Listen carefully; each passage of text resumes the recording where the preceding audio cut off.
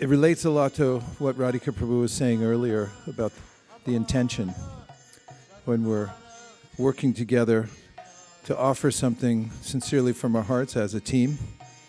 And we find that there's a systemic effect. The whole community feels part of it. Not only that, the whole community is recognized and becomes a beneficiary of the kind of special consideration that we heard about twice, same purport, serendipitously, that Krishna especially favors those who are doing outreach and trying to help others. In fact, in the Bhagavad Gita, he says that there's no one more dear to him. And this is the main mood that Prabhupada presents throughout his teachings, is organizing the community around outreach, doing good for others, is a kind of sadhana that is especially effective. As an example, in the Nectar of Devotion, he writes about how to become Krishna's friend. Normally we would think of Sakya Ras as something to be approached through Raga Anuga Bhakti, something perhaps after one has developed Lobha and so forth. But there's a way in which Prabhupada describes how somebody who's acting as Krishna's friend by going out and giving Krishna consciousness to others is recognized by him as a friend. And he indicates that that's a kind of intimate relationship that we have. Does anybody else have any thoughts about it before Radhika? I'm the warm-up act, by the way. Anybody else have any thoughts or realizations about what you've heard so far, or about the offering, or how you're feeling? It's a tight-knit community. We like to hear what's happening. Yes, Pavani Bhakti?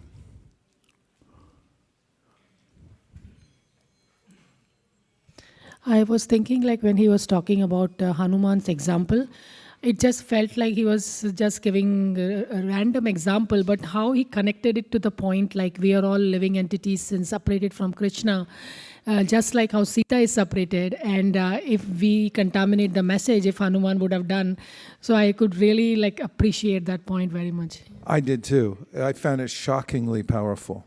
Just the idea that I would meddle in somebody else's spiritual future by getting in the way because of my own sense of false ego. And it's such an important point.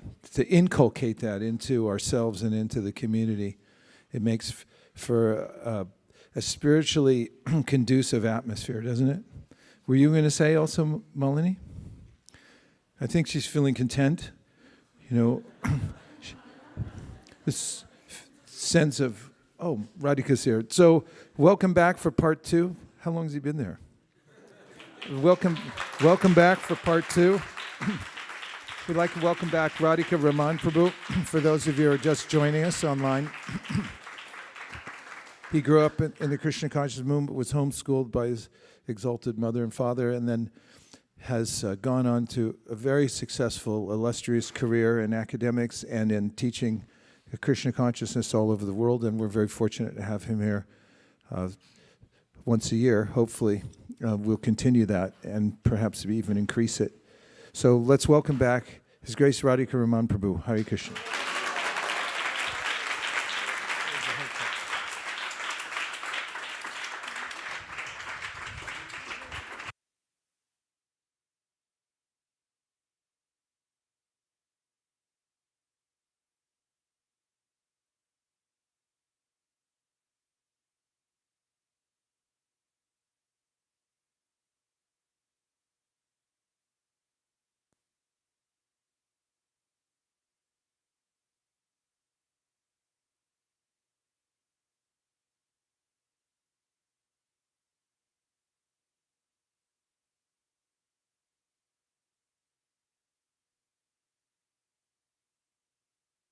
Can you hear me okay?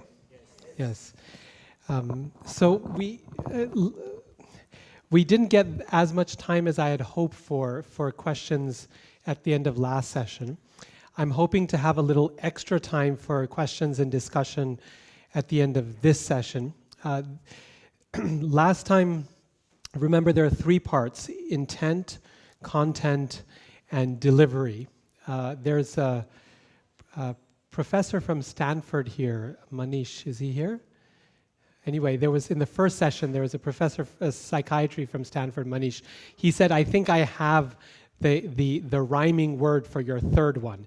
He said, intent, content, and present. How to present. So, how to present. Maybe we'll use that instead, since it was a good suggestion from the audience.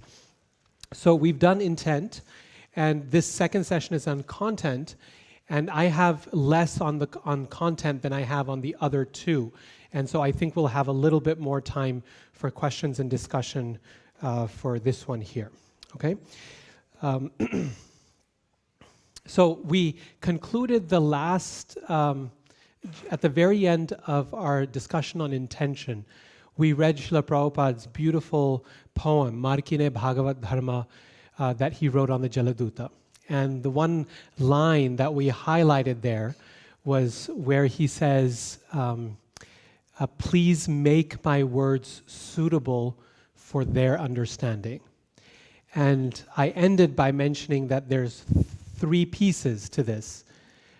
Please make, that's a request to Krishna, who is the maker or the doer. The word to make or to do in Sanskrit is karta. And that's exactly what Krishna says in the Gita. He says, a fool thinks kartaham, I am the doer, when in reality it's material energy acting, or in the case of a devotee, it's Krishna himself acting, right? So he's the maker. Please make my words, but I'm the instrument here, and these words are mine, and so I have a duty to do them to speak them with the right intention, the right idea.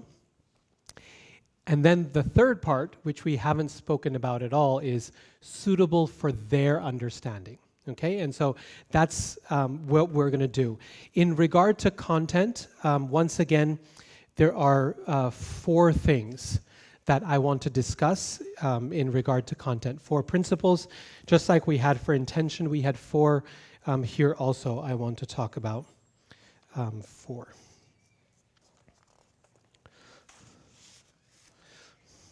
So, okay, so the first and most important thing about content is to speak to your audience, to know your audience. How does Srila Prabhupada begin his lifetime work, his magnum opus, the Srimad Bhagavatam? What's the first line in his preface? We must know the present need of human society. Right? That's how he begins his life's work. The preface, the very first line in the Srimad Bhagavatam. We must know the present need of human society. The second line, and what is that need? Right? Such a clear, simple, straightforward point of beginning. Where do you begin? If you want to write something, if you want to speak something, where do you begin? With your audience. We must know the present need of human society. And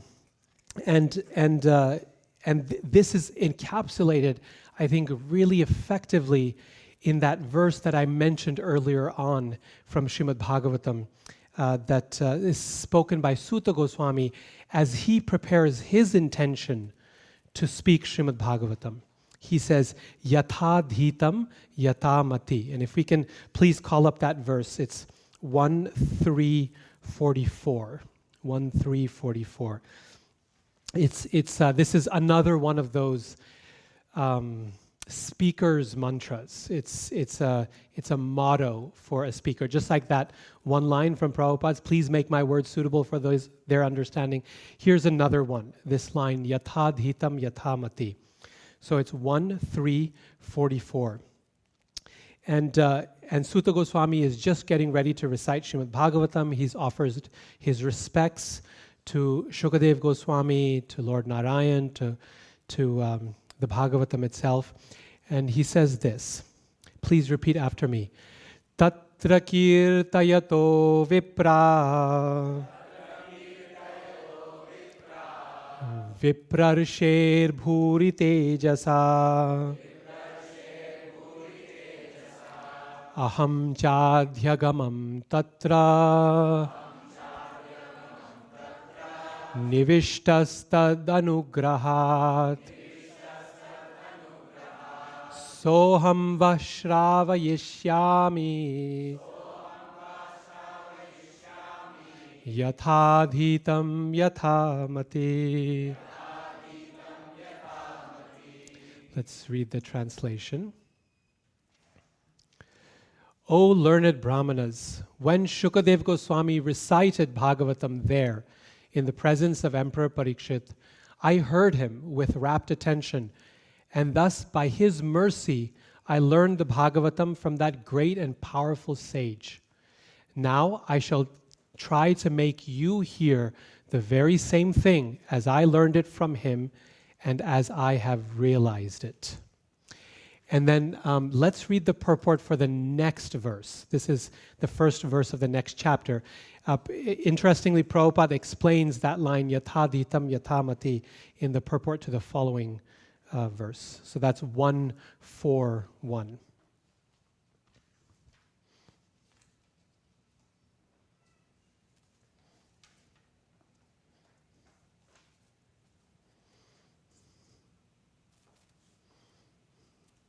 So, Srila Prabhupada's purport.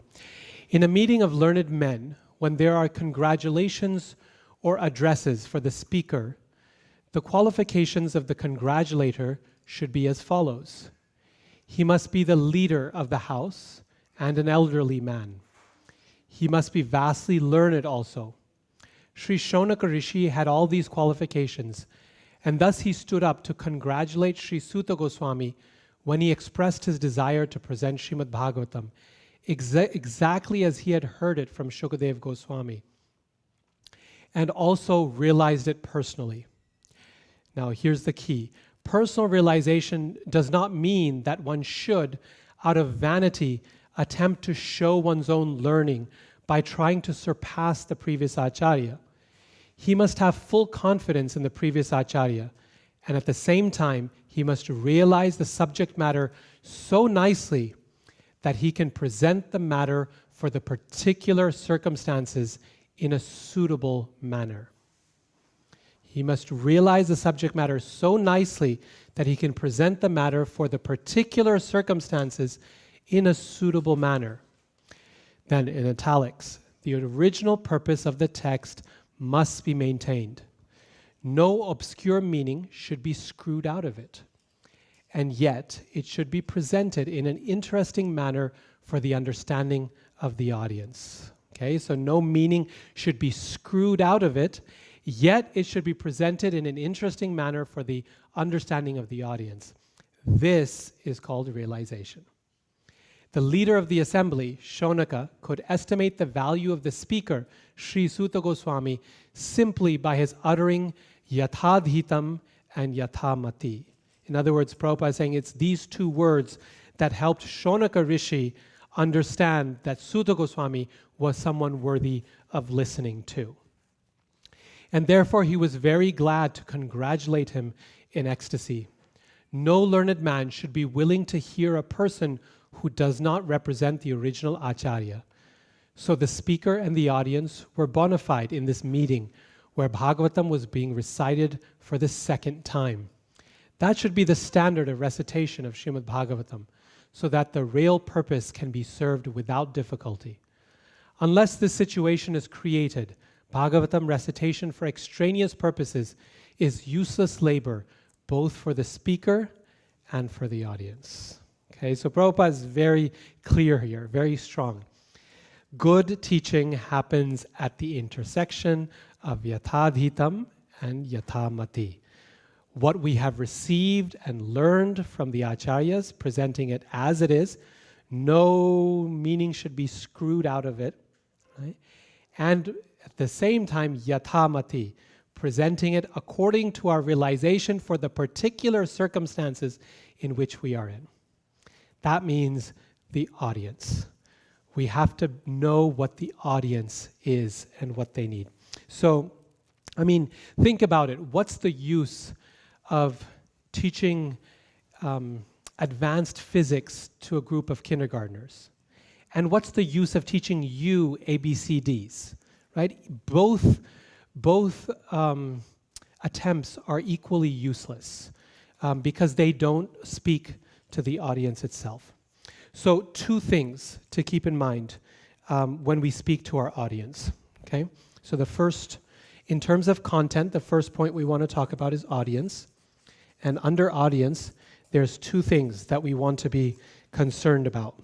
One is we speak to their level. And secondly, we address their needs. Okay, so 2 things here. When we're thinking about the audience, we consider 2 things. Level or capacity and need. What is the capacity of our audience to understand? And what is their need, and how am I addressing that need? So, the finest example of this that I know of, that I remember, is the story of Mrigari, Narada Muni and Mrigari. Is it normal for the speaker to be on the screen?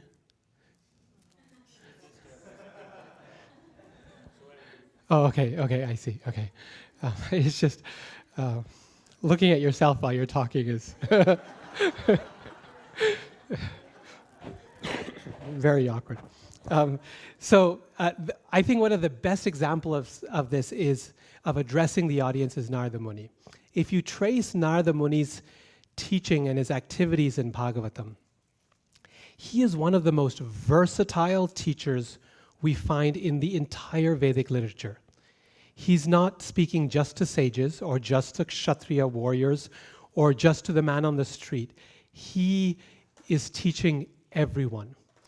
He is a guru for everyone from criminals, like Valmiki Muni was before he was a robber, before he became a sage, to extremely sinful people like Mrigari, who took pleasure in watching animals writhe in pain, to great sages and teachers and kings like King Prachina Barhi and the sons of Daksha and so many others, right? So his range of teaching is extremely versatile.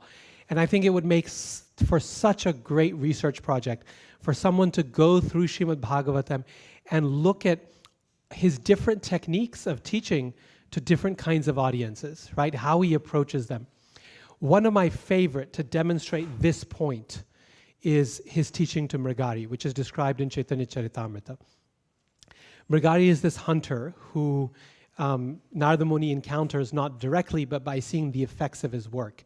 He's walking through the forest path, and he sees animals here and there and there, and they're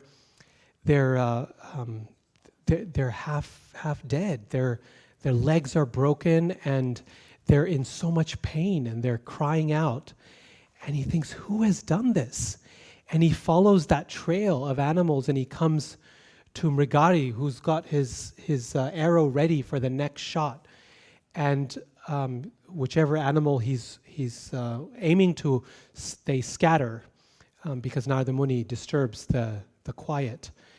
And it says, Mrigari says, Chaitanya Charitamrita says that Mrigari wants to issue forth a volley of curses on him. Like he wants to use every bad word possible because his aim has just been messed up. But he can't manage that. Instead, he speaks very respectfully to Narada Muni because of his character, right? And this goes back to that hidden curriculum point that we talked about, that just looking at the person, he's not able to get himself to use the foul language that he would normally use. That was part of his vocabulary. So anyway, he speaks respectfully to the sage and he says, is it you who have caused my animals to scatter? And Narada Muni says, yes, but I just have one question for you. Is this your handiwork? Have you killed or have killed these animals? And his heart swells up with pride and he says, yes, this is me. I did this. And Narada Muni is very distressed at this. And he says, I have just one thing to beg from you. And Mrigari, he's a cruel man, but he also understands some of the prevalent culture of the time. When a sage comes and a swami comes and he requests from you something, then you try to give. And so he says, okay, what is it? Anything you'd like. I've got a lot of skins here. Deer skins and tiger skins and boar skins and alligator skins and whatever you'd like. I'm happy to give you my wealth. And it says that Narada Muni looks at these things with some disgust and he says, no, I don't want any of that. He said, I request of you just one thing. Please kill the animals fully. Now, Narada Muni's first instruction, he encounters a sage, a pure devotee of the Lord. And his first instruction that he receives is what? Kill the animals. Now take that out of context.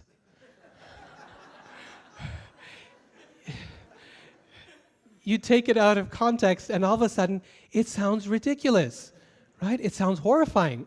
A pure devotee is going to someone saying, please kill the animals fully. But that was what was his level. That represented advancement for Mrigari, right? That was a step up for him. Now, for most of us, that would be a step down. But for him, that was a step up on the spiritual path. Compare this to what Narada Muni tells King Prachina Barhi in Srimad Bhagavatam.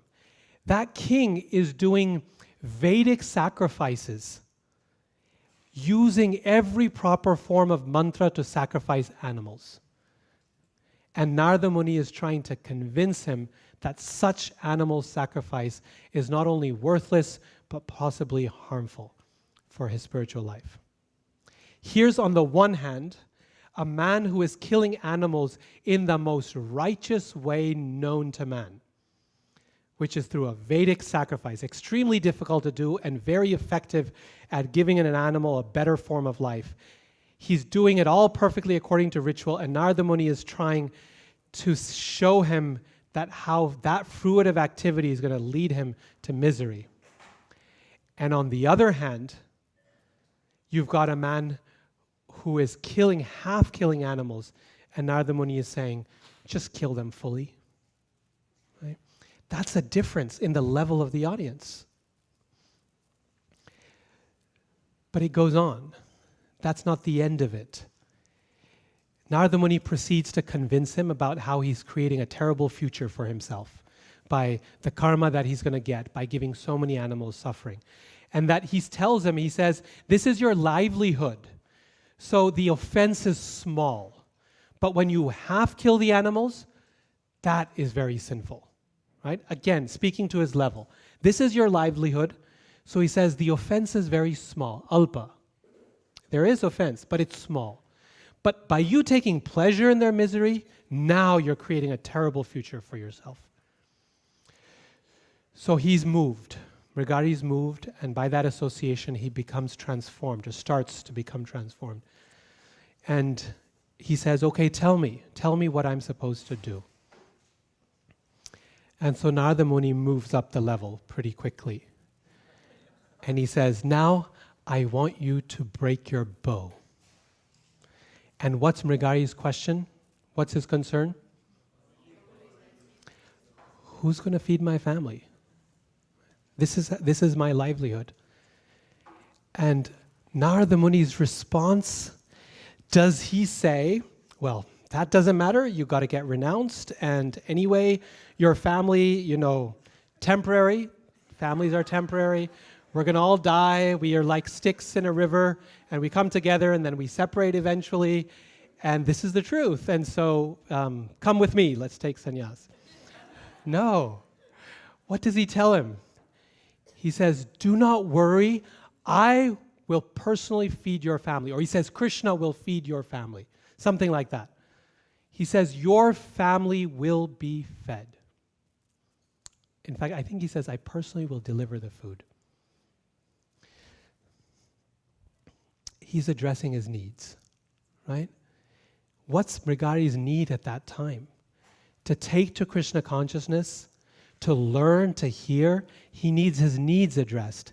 And his need at that moment is, how am I going to support my family? And Narada Muni he validates that need, he accepts it, and then he finds a solution for that. And when he returns with his friend Parvata Muni, he actually asks Mrigari, he says, is there enough food? You're getting? And he's like, Gurudev, there's so much food, I can't handle it. There's too much. Please reduce whatever you're sending.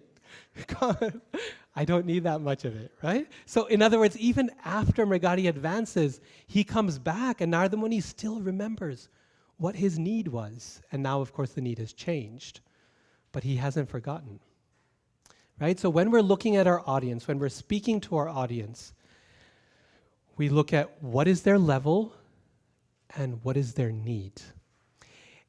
And when we address those and speak according to their level and speak and address the needs that they have, then our message is actually heard. Without doing these things, we can speak all we want, and there's no guarantee that we're going to hear, that anything is going to be heard. It'll be heard, but not actually heard. And this is why sometimes you prepare a wonderful speech or class or talk or whatever it is, you go up in front of the audience, and what happens? All of that has to go out the window. You realize this is a totally different audience than what I expected. Conversely, when we're asked to give a talk, the most important thing to ask is, who am I talking to? Who's the audience? Whether it's an online talk or whether it's in person, it's a group at a university, whatever it is, what is my audience and why are you inviting me to speak? Who am I speaking to and why are you inviting me to speak? These questions in advance address these two concerns. Who is my audience? What is their level? And why are you asking me to speak? What's the need that I'm trying to address here? What am I trying to accomplish? Never, ever, ever accept an invitation where these two things are not clear to you. Because you're setting yourself up to give a talk, a speech, that's going to go, it's not going to hit home at all, right? Or you're going to end up doing a lot of work trying to improvise on the spot. Okay. Second thing with just this audience matter. Vishwanath Chakravarti Thakur, in his commentary on that verse in Gita, 9th chapter, Konteya pratijanihi name bhakta pranashati. Arjun, you declare it boldly that my devotee never perishes. He says that it is our job, it is the devotee's job to make Krishna look good. He says it's the devotee's job to make Krishna look good. Prabhupada says in Nectar of Devotion that a devotee who preaches about Krishna is acting as Krishna's well-wisher. He describes it as a form of friendship for Krishna. We're wishing him well, even protecting him. In South India, there's this beautiful verse that's recited every day when the Lord wakes up in the morning for Suprabhatam. It's recited with the Vishnu Sahasranam. How does that go? Mangalam Bhagavan Vishnu, Mangalam Garudadhvaja, Mangalam Pundarikaksha, Mangalaya Tano Hari. Which means what? All auspiciousness to you, Mangalam Bhagavan Vishnu. May things be auspicious for you, O Vishnu. May they be auspicious for you, O one who rides upon Garuda. May they be auspicious for you, O lotus-eyed Lord. And it's a very odd thing because you think, well, auspicious for him? Isn't it supposed to be for me? What's going on here?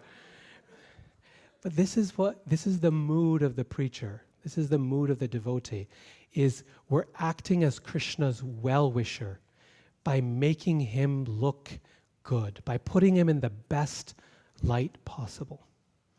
And that's why we need to know our audience. It is much better that they encounter Krishna.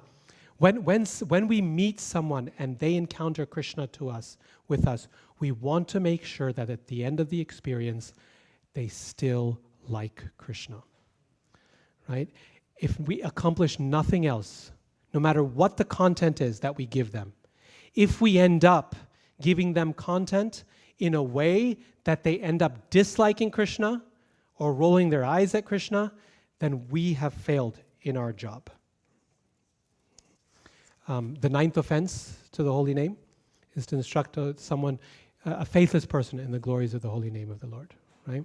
And that's what it means, is faith is there in the heart of every living being, right? There's some shraddha there. This nitya siddha Krishna prem, sadhya kabunai, right? It's there in the heart of every living being. But if we're not able to pull it out, if we encounter them and we leave them faithless in Krishna, then we have done something wrong. So it's much, much better if Krishna says in Bhagavad Gita, he says, of luminaries, I'm the sun and the moon, right? He says, of bodies of water, I'm the ocean. Of seasons, I'm spring. If we go up to someone and we say, good morning, isn't it a beautiful day? The sun is shining. We've given them a little piece of Krishna. And if that's all they can handle in their life at that moment, that's what we should give them. And if we start explaining all of this, and a result of that, they never want to encounter Krishna again, then that's our failing, right? That's our flaw. Much better we tell them about Krishna as the sunshine than tell them about Krishna as a person if they cannot appreciate Krishna as a person.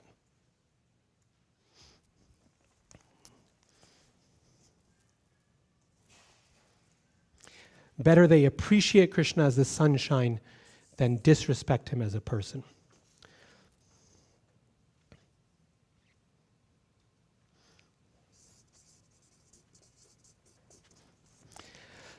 The second thing. First, in terms of content, is the audience. Okay? What is the need of human society? Who is my audience? What is their level and what is their need? The second thing, in terms of content, is context. Content and context are inseparable. We cannot appreciate content unless we appreciate the context in which that content is being delivered.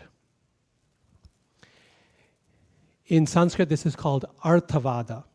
Arthavada means that which surrounds the actual artha, the actual meaning, the actual substance, that which surrounds it and therefore shows us the importance and helps us understand what is the particular content.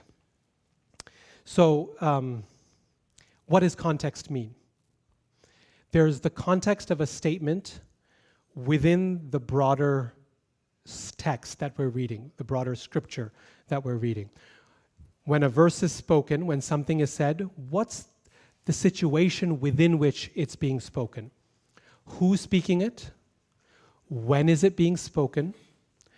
What level and need is the scripture trying to address when it's speaking that verse? What is the audience that it's trying to address? Who's being addressed? Who is speaking? Okay, who's speaking it? Who is being addressed? And when is it being said? What is the environment that's surrounding that statement? What are other verses in the scripture that are similar or dissimilar to the statement being made here? Are there places in the Shastra where this statement is being apparently contradicted by another statement? Are there other places where it is being apparently confirmed? All of that gives us context for a particular statement. Just like the Mrigari story, right? If I took it out of context and I said, Narada Muni says, kill the animals, then it can cause real damage. But if I tell you who said it, who was it spoken to, what was the situation, the context, what was at stake there, all of that gives me context for that statement. Context, when we understand context, it adds a lot of power to our understanding of the content, a lot of depth. I want to give you a couple of examples. That verse at the end of the 6th chapter of the Gita, Krishna says, Yoginam api sarvesham madgate nantaratmana shraddhavan bhajate yomam same yukta tamo mata. Of all the different yogis, the one who is most intimately united with me in love is the highest. Of all the yogis, the one who has bhakti is the highest. That's a very powerful statement. But when we understand the context in which Krishna is speaking it, it becomes even more powerful. What does Krishna just say just before that verse? What's the context?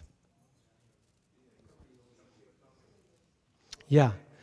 Become a yogi, why? Because a yogi is greater than the ascetic, greater than the jnani, greater than the empirical philosopher, right? He goes through this list, tapasvibhyadiko yogi. Yogi is bigger than this, greater than this, greater than this. Therefore, Arjuna, be a yogi. Oh, and by the way, of all the yogis, the one who is my devotee is the greatest, right? Just going back to the previous verse, it magnifies the power of our favorite verse twice as much. Because now you're seeing that the funnel is not just yogis, it started here. And Krishna is really bringing it down to here, right? And we see the power of the bhakta. That's a simple example of context, what comes before and what comes after. Let's take a little bit more of a complex example of context in Shastra. The story of Prahlad Maharaj. One of Prahlad Maharaj's most consistent messages is, there is no friend and there is no enemy. Friends and enemies are constructs of the mind, right? He tells his father, he says, his father is constantly after him, why are you worshiping the enemy, Vishnu? And he says, Father, there's no enemy. There's no friend. This is a creation of your own mind. Now, that's a very, very profound philosophical statement. And on its own, it's very profound. But now think through the context of the story itself. Here is a boy who has been born and raised in a family, and this family is driven by one dominant emotion that drives everything they do from the time of his birth. And what is that emotion? Revenge. Vengeance. Why? Because Prahlad's uncle, Hiranyaksha, Hiranyakashipu's brother, has been killed by Vishnu. Now imagine that. Imagine growing up in a home where your uncle has been murdered and you have been raised from your childhood being told that your mission in life is to avenge the death of your uncle.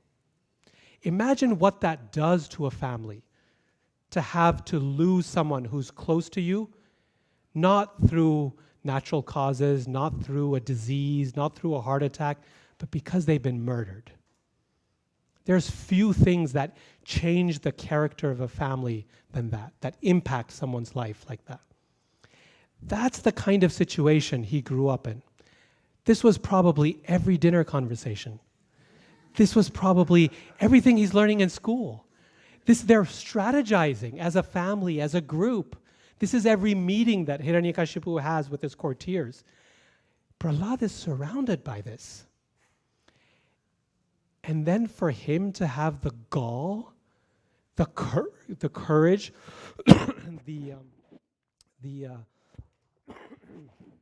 courage to stand up and to tell his father that there is no friend and there is no enemy, that this is the construction of your own mind. When you think of it in a context, Hiranyakashipu starts to look really reasonable. How else would you react but throw that kid off your lap? Of course, he goes much further, and that's a problem. But my point is, you see Prahlad's courage when you recognize the context in which he's been born and raised. And you recognize the courage of that statement. It's not a statement being made by a philosopher living in a forest. There is no friend and there is no enemy, and the world is my family, and we love everyone, and kumbaya. That's not who's speaking it, right? That seems like a very weak statement, but you put it in context, and now Prahlad, he's courageous, right? He is powerful. Sometimes we think of Prahlad as someone who kind of just accepted whatever came to him passively, that his response was passive. Dhruva had spirit. He went out to get even.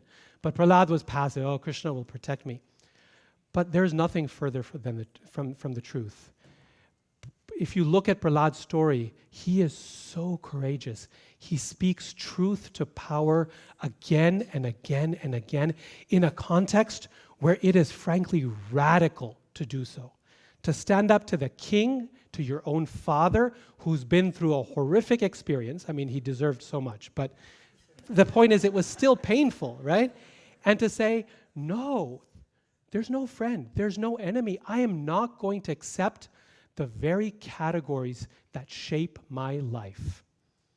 We have lived in this category, for these categories of friend and enemy, for years. I am not going to live up to that. That is courage. He is not a passive receiver of whatever comes his way. He's active. He's standing up to power and speaking the truth. Prahlad Maharaj has another famous statement, right, that he says many times, which is often difficult for many of us to swallow, where he talks about family life being like a blind well. And family life means suffering, and attachment means suffering. And yes, it's very difficult to take for those of us in that well and trying our best to live happy lives, not just survive, but to flourish in family life, right? It can be difficult. But again, let's see it in the context of what Prahlad is speaking. He's not speaking from some theoretical perspective of detachment. He's in that family life himself. And his family life is hell. It's worse than a well. He's being thrown off cliffs. He's being trampled underfoot. He understands just what these relationships can degrade into. When you hear those words from that person, you can't question them. You can't misunderstand them. You go, wow, boy, that's a good warning for me. This is someone who's speaking from experience. These are the two big themes in Prahlad's instructions, come over and over again. Family life can be miserable, and there is no friend and there is no enemy. And both of these instructions, when you see them in the context of Prahlad's life and the story, they not only become digestible, they become powerful.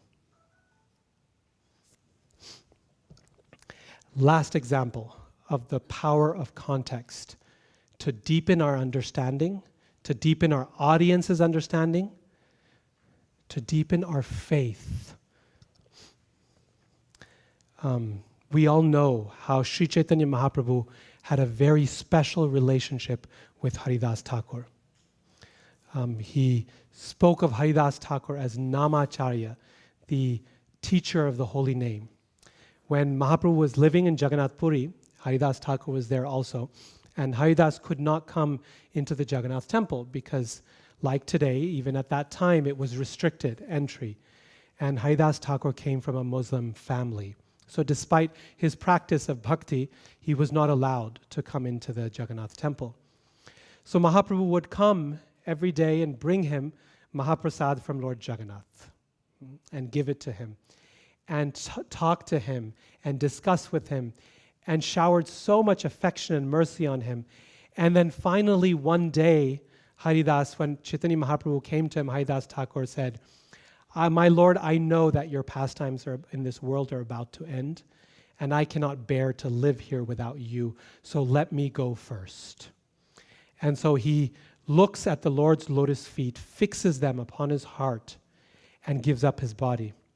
And Mahaprabhu carries his body and dances with his dead body in Sankirtan, and then buries him, places him in Samadhi with his own hands on the shore of the ocean.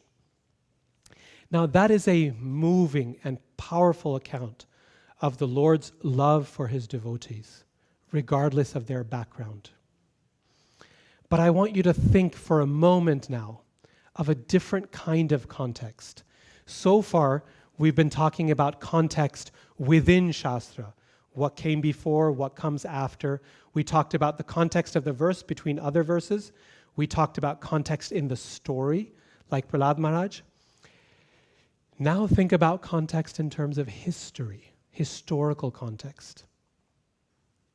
Chaitanya Mahaprabhu is living at a time in North India when, in all of India, when the caste system is so rigid and so powerful that simply by coming in contact with the wrong people, a low caste Dalit, a Muslim, a Hindu Brahmin can lose their caste and be kicked out of their community. In fact, this is exactly what happened to Rupa and Sanatan Goswami, right? When Rupa and Sanatan approach Sri Chaitanya Mahaprabhu and they say, there is no one in this world more fallen than we are. No one wants to be with us. They're being humble, but they're also being truthful. No one wants to be around them. No one wants to contact them. They have lost their caste as a result of their service to the Muslim government, the Nawab of Bengal.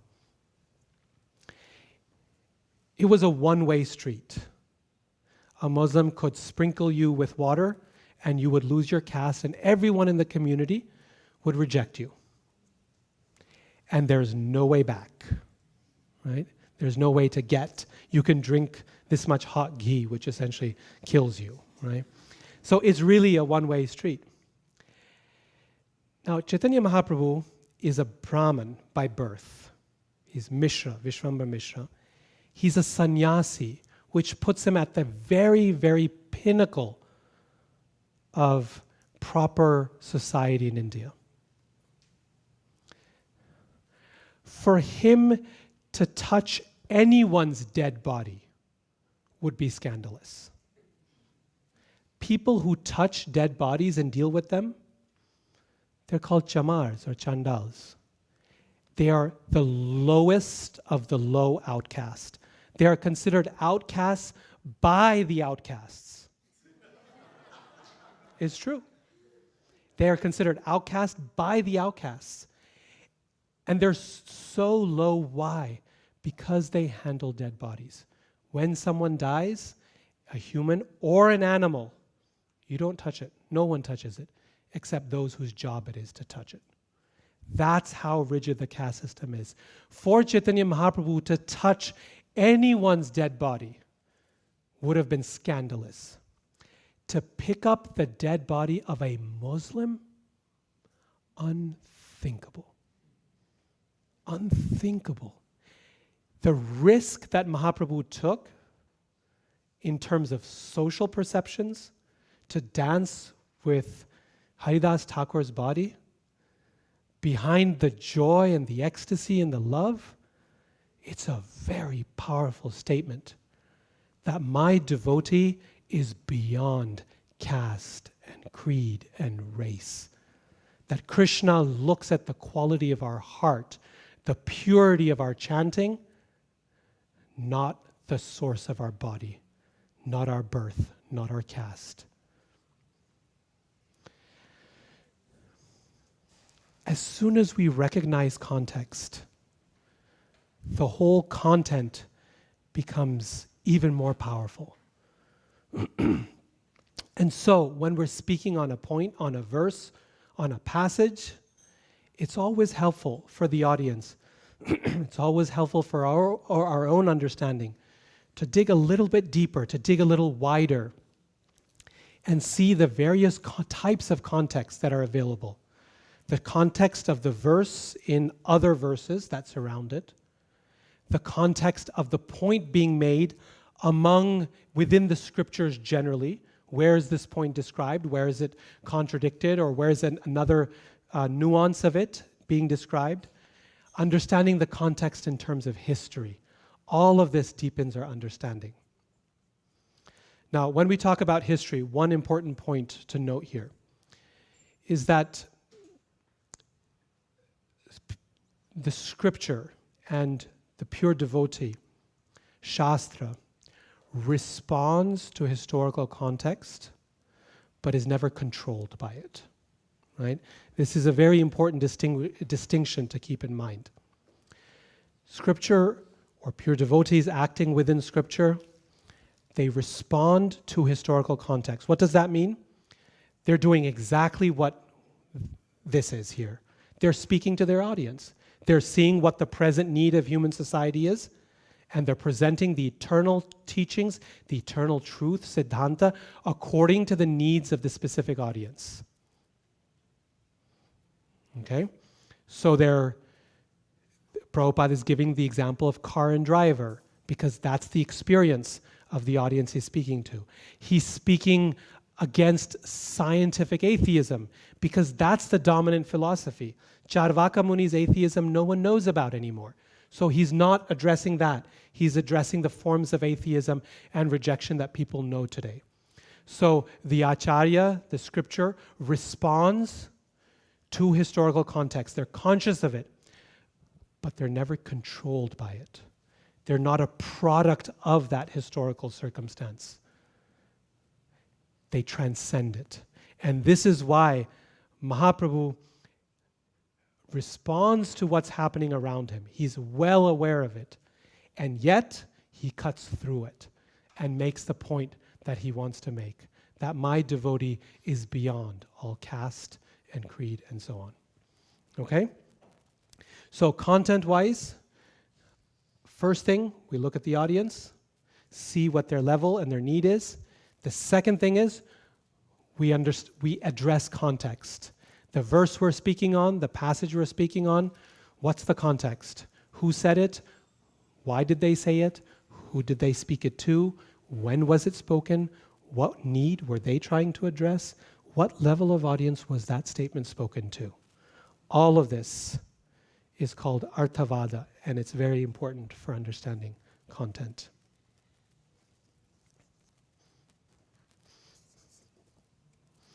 Thirdly, this point is one that I will not spend too much time on because we've already talked about it to some degree. When it comes to content, choose what you have realization of. Other things can be spoken of. Other things can be pointed to. But what do we dwell on as teachers? That which we understand. And what do we understand? That which we have some realization of. If we speak from our realization, from our experience, from our qualification, then people who listen will appreciate and respect it. When Chaitanya Mahaprabhu encounters Prakashananda Saraswati, you know Prakashananda is a great sannyasi and very learned. He is a Mayavadi sannyasi from Banaras. And they've invited Mahaprabhu to join them in the assembly. And Mahaprabhu is going to have a debate about Mayavad philosophy. We discussed this in our seminar a few years ago on Mayavad philosophy. But at that point, when Mahaprabhu enters the assembly, Prakashananda Saraswati holds him by the hand and calls him to sit amongst them. And he says,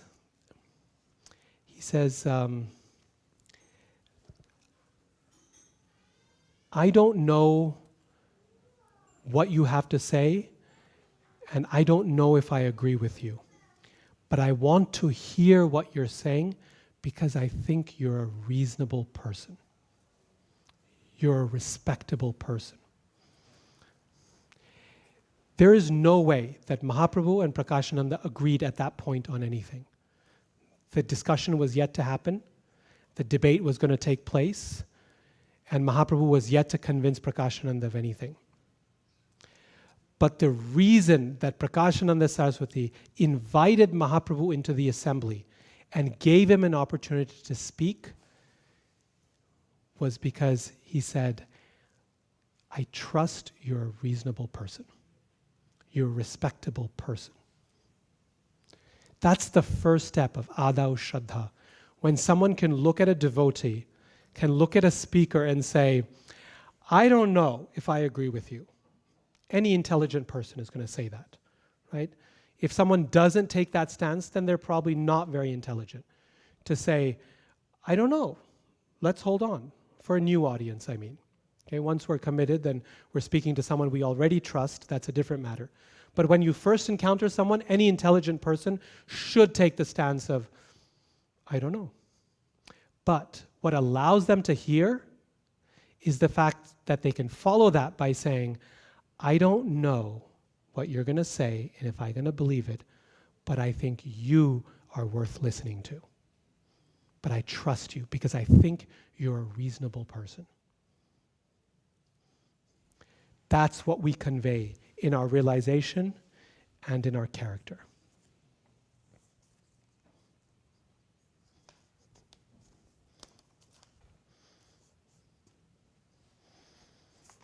Okay.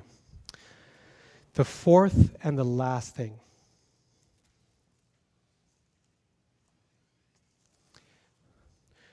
When we're speaking on a verse or we're asked to speak on a particular text, our most important duty in terms of content is to honor that verse. And we honor that verse by paying attention to what is being said there.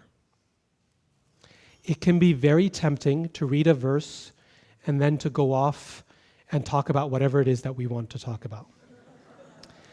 And tell our stories and tell our background and all of that. But remember what our role is from the first part of the seminar. It's not about us. It's about Krishna, and Krishna is speaking through Shastra, and Shastra is there before us. We see this so often in Prabhupada's lectures. If you listen to Srila Prabhupada's lectures regularly, you will find that when he's speaking on a verse of Srimad Bhagavatam or Bhagavad Gita, he is sticking very closely to that verse. Sometimes Prabhupada takes one word from that verse. Maybe it's the word dharma, or maybe it's the word karma, or something. He takes one word and he follows that word and explains it and understands it and pulls it apart and unpacks it and comes right back to that one word. And that whole journey was to explain that one word in that one verse. Sometimes you find Srila Prabhupada emphasizing one thing in one place and another thing in another place. Sometimes he's speaking about the problems of family attachment. And another time he's talking about the virtues of family life, of Krishna conscious family life. Why? Most of the time he's following the verse. If the Bhagavatam is emphasizing this side of the story, he emphasizes this side of the story. If the Bhagavatam is emphasizing this side, Prabhupada emphasizes this side. Being a speaker is a very dangerous thing. It's a very dangerous position. on both levels, for you and for the audience. One thing you say comes out wrong. It's not shastric, it's your own imagination, or you say something that offends someone or hurts them. You can mess up someone's Krishna consciousness for a long time. And you can mess up yourself by misbehaving as a speaker, right? You can ruin your potential for service by misusing that position. Being a speaker is a position of great responsibility and great risk. And the safest place to be is under the shelter of scripture, of Shastra. And this is why it's practically so important, so useful to stick to the text and to honor the text you're reading. Because if we stick close to Shastra, then we're safe. We're safe, the audience is safe, and everyone is benefited. And if we don't, then we're relying on our own intelligence, which we know is great in some respects and terrible in others. It's a hit and miss game, right? We're rolling the dice when it comes to being a speaker, if we want to strike it out on our own. So, paying attention to the verse, honoring the text.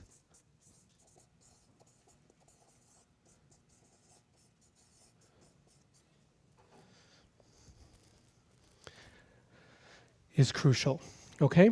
So, when it comes to the content of what we're talking about, whatever the topic might be, we think first about the audience. Who am I speaking to and why am I speaking to them, right? Who and why. These are the first two questions we want to think of when we're crafting the content.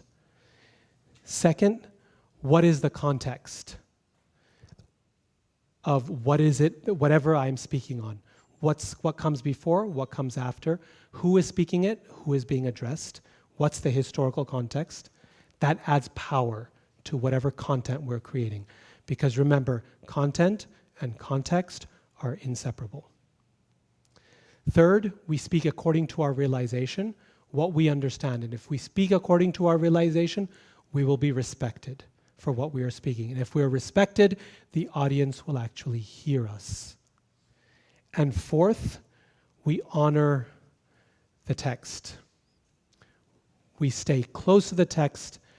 We see what's being said. We emphasize what is being emphasized there. We follow the words. And that means that we study what we're speaking on very carefully. Okay? So I'm going to stop at this point, pause at this point, and see if there are any questions or comments or thoughts that are either from this session or from the previous one, either way. Hari. Prabhu, I just wanted to bring out the verse that you commented on, because you mentioned he could have said, that is Narada, I'll take care of you, and he could have said, Krishna will take care of you. Yes. But as usual, you're right on, because he says it in the text that he'll take care of it, but Prabhupada clarifies in the purport that he said that because he knew Krishna would take care of him. Thank you. Thank you. That helps a lot. Yes, Prabhu.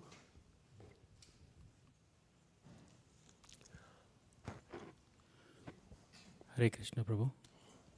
Can I ask, or is somebody? Please, go ahead. So today morning, the first session you gave, right? And towards the end, you gave an example that there are two things that we have to see. Like if we are happy with a certain set of people, and if we are unhappy with a certain set of people, and then whom do we measure our success against? For the second one, I think I got some clarity, but the first one, I did not understand from what context you told that, and like what is the takeaway basically? Like as long as we have that, we have certain set of people whom we are liking and certain people whom we dislike.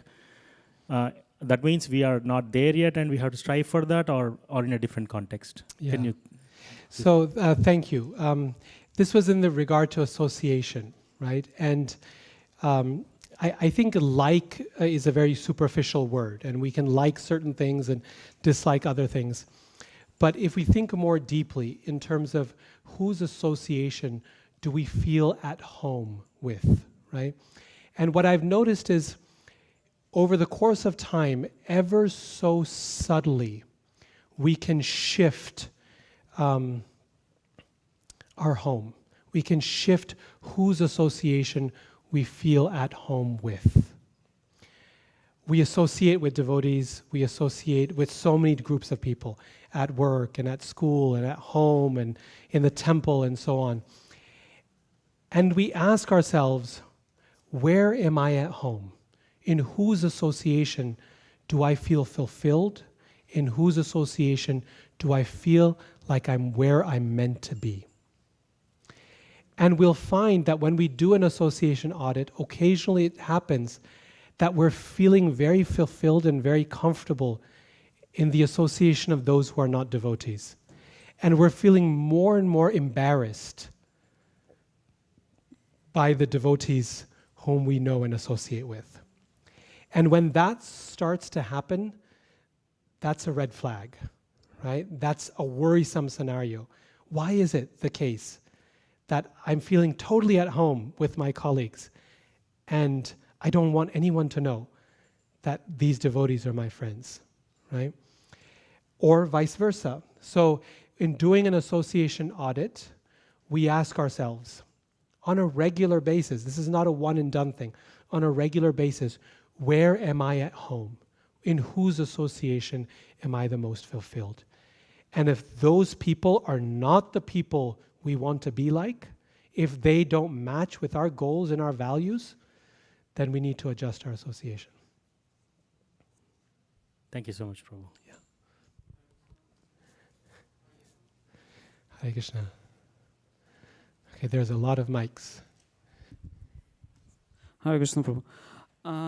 I wanted to, Prabhu, ask about the realization part. So you were mentioning that speak from your realization, then giving the assurance that I believe what you're saying.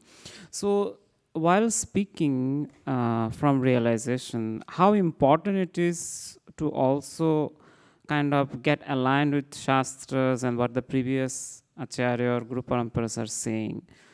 And like sometimes when we are bringing some, I'll just explain it a little, the question. Sometimes when I'm bringing some realization, then I need to connect it with some practical aspects also, right? So in that sense, how to kind of keep that alignment between that I'm sharing my realization, bringing up the practical implementation or experience, but at the same time, I'm also aligning with what previous acharyas said or the Guru Parampara said. Thank you. Yeah, the line between yatadhitam and yatamati, the line between realization and presenting as it is a very fine line. It's like a razor's edge, right? And it can be very easy to speak the words of Shastra with no realization or with little realization and end up committing harm using Shastra, right? Where we don't know what it is we're actually talking about and we end up misusing it because we don't have realization. Sometimes people will weaponize Shastra, right? They'll use a verse to attack others, to make them feel smaller, to make themselves feel bigger, right? And so speaking Shastra without realization is dangerous. And then speaking your own realization can very easily slip into mental speculation and concoction. Where exactly that line lies is a very subtle and very sharp line, right? It's a very difficult one to find. You can slip easily in either side and cut yourself. And this is why it's, I think, so important to recognize that we are not the best judge of that ourselves. Unlike other processes of spiritual realization, bhakti is the only process that cannot be done alone. When Krishna speaks in the 6th chapter of the Bhagavad Gita about the process of yogic meditation, one of the criteria, the instructions he gives Arjuna, is to do it in a solitary place, right? He says, you have to find a solitary place to do this meditation. The pursuit of jnana is also done in a solitary way. You might talk to other people a little bit to share ideas, but really this is your personal contemplation, reading. But bhakti is the one process that cannot be done alone. The word bhaj comes from the Sanskrit root which means to share. It comes from a verb which means to share. Bhaj means to share. And from share to also to worship, because one of the things you share is worship or honor. But bhakti at its heart is an exchange. And this is why when Krishna describes bhakti in chapter 10, he says, Matchitta madgata prana bodhayanta parasparam kathayantascha mam nityam tushyanti cha ramanti cha.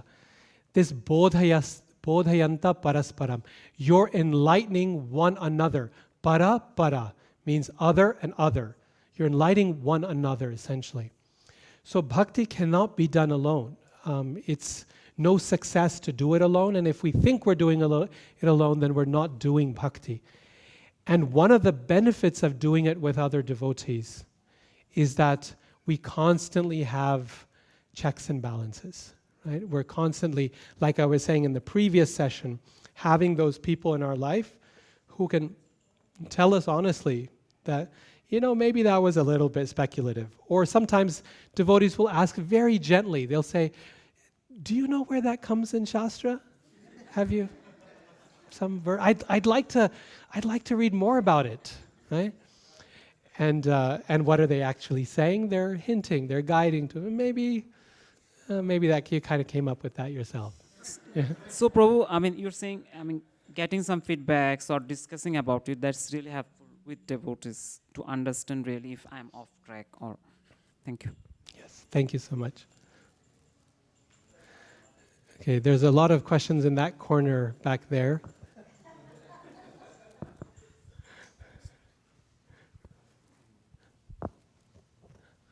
Hare Krishna, Prabhu. Hare Krishna.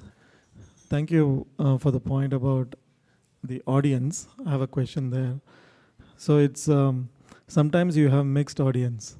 Like for example, if all the audience is the same level, then it's easy to basically take them to the next level. Like if you are doing a systematic course, then you know that they have learned these topics, and then. But sometimes we see it's mixed. Sometimes few new people just enter into the class, and so how do you balance? When there's a mixed crowd of audience. Yes, wonderful question. How do you balance a mixed crowd?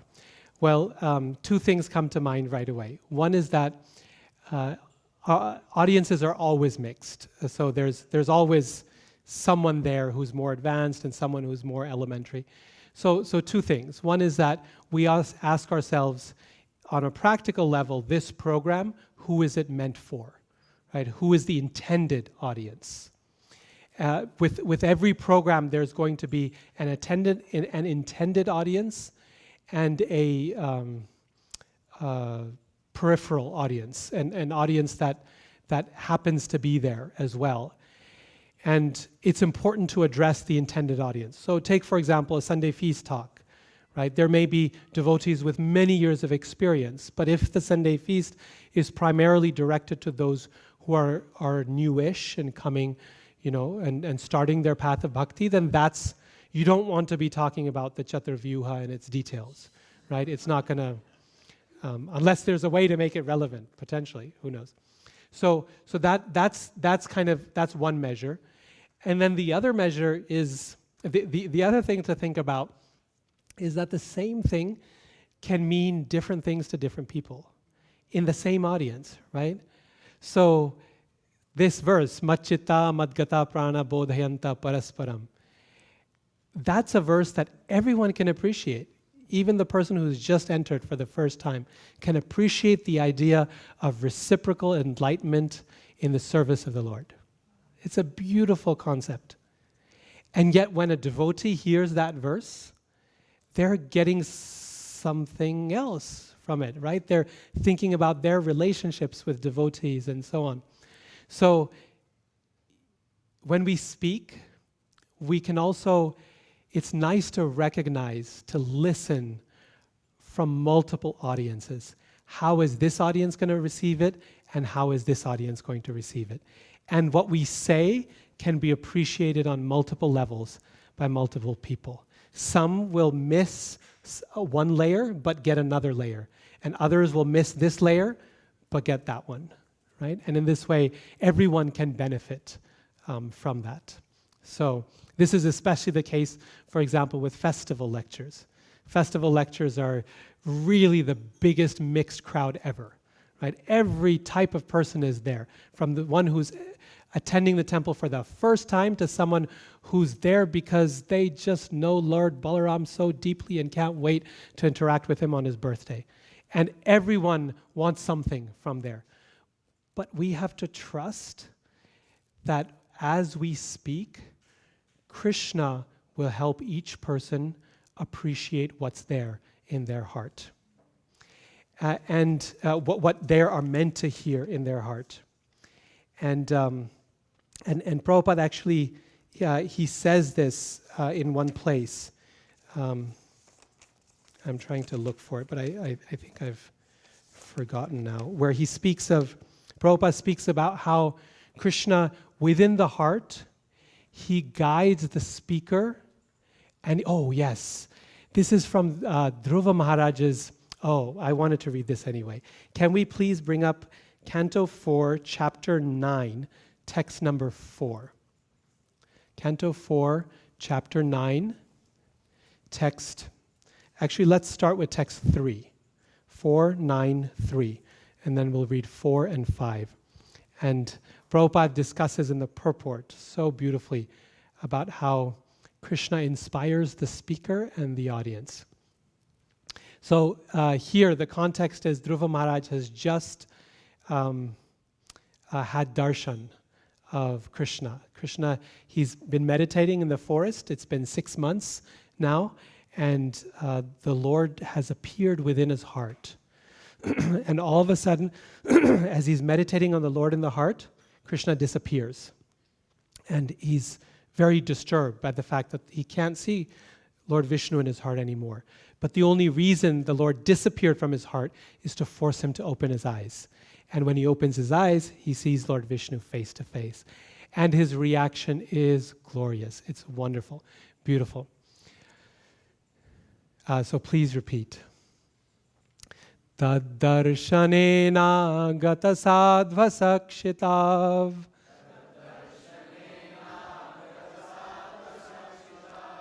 avandatangam vinimaya dandavat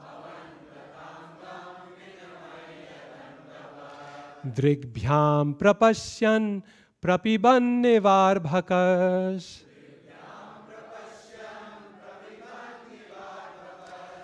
Chumban nivasyena bhujairivashlishan.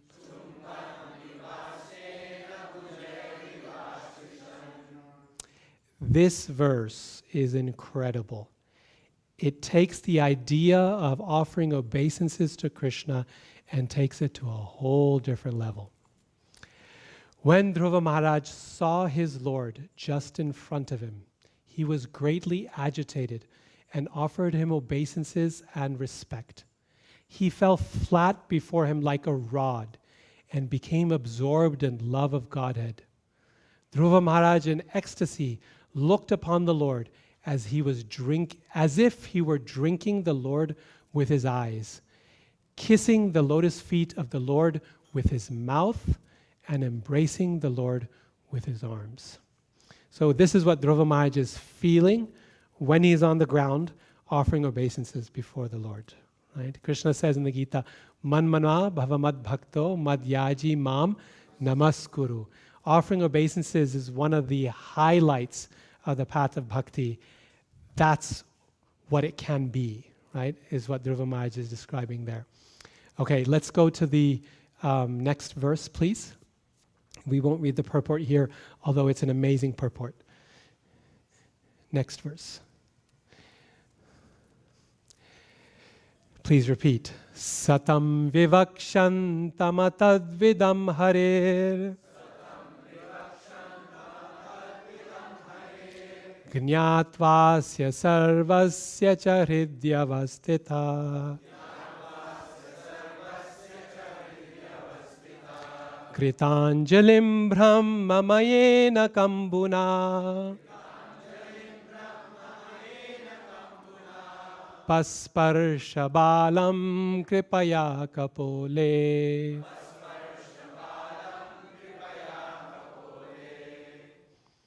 Srila Prabhupada's translation and purport. Although Dhruva Maharaj was a small boy, he wanted to offer prayers to the Supreme Personality of Godhead in suitable language.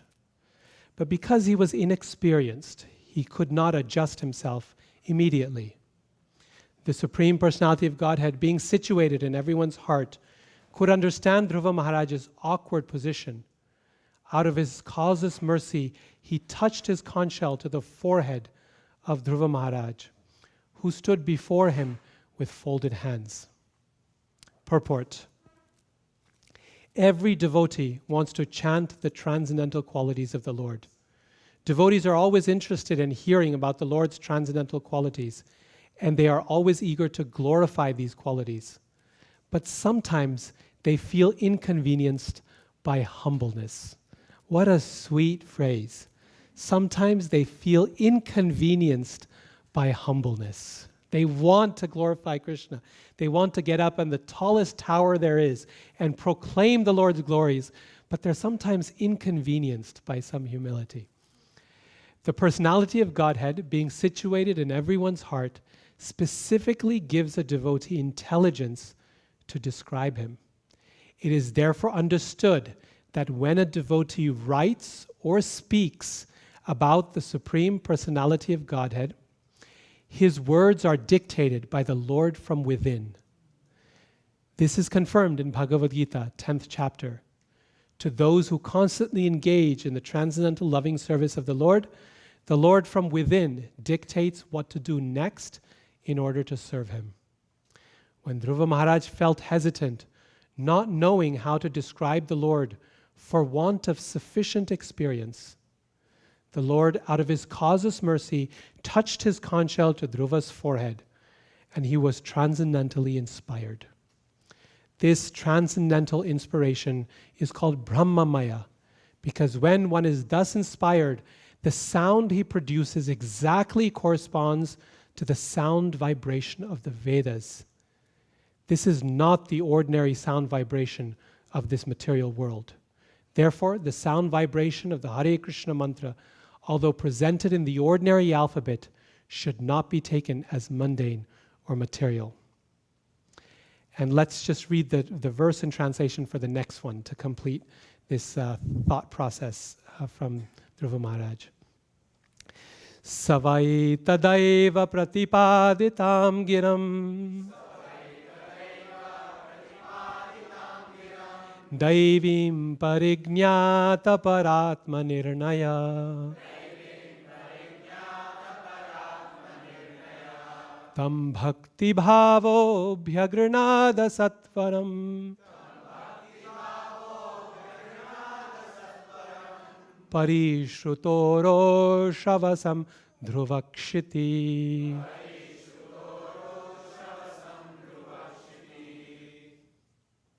Translation. At that time, Dhruva Maharaj became perfectly aware of the Vedic conclusion and understood the absolute truth and his relationship with all living entities. In accordance with the line of devotional service to the Supreme Lord, whose fame is widespread, Dhruva, who in the future would receive a planet which would never be annihilated, even during the time of dissolution, offered his deliberate and conclusive prayers. So, I mean, these verses are just so beautiful. This is part of the, we can say, collection of verses and statements that can inspire a speaker in Krishna consciousness. All throughout this seminar, my goal is to give you these little nuggets that, from Prabhupada's words, from Bhagavatam, from Chaitanya Charitamrita, that are really kind of present the ethos of this service in Krishna consciousness, of speaking for Krishna. And here, Prabhupada is making such a beautiful point that when one tries to glorify Krishna sincerely, Krishna gives us the power from within the heart to glorify him. And the words that come out of our mouth are dictated by the Lord himself. This Krishna does for a child.